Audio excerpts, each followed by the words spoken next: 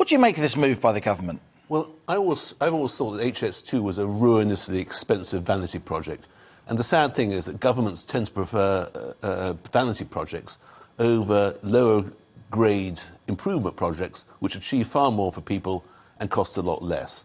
And the mystery has been why the HS2 wasn't scrapped years ago. And belatedly, it seems the government is redirecting the money, some of the money from HS2 into improving local rail in the north. And that means maybe not building HS2 out to Leeds, but upgrading the links from Morley, Keighley and Bradford into Leeds, which is much more important and will achieve much more for local people than helping politicians and football fans travel at speed from London to Manchester and back again.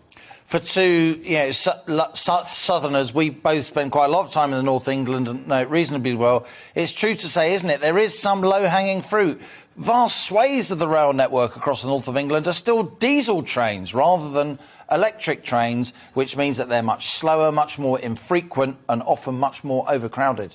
Well, I haven't been on it for some time, but I very much remember that wonderful railway line which chugs from, is it Liverpool to Manchester, then across the Pennines to York, and it's diesel powered and it stops at every station. It takes an ages. And you think, why can't they have a proper railway line here? Why can't they just upgrade this line? And perhaps at last the government is realising that. And they're, of course, getting brickbats. They're getting brickbats from people who say, well, why aren't you doing more? Well, you know, it's a good question. Why didn't they do more right at the start?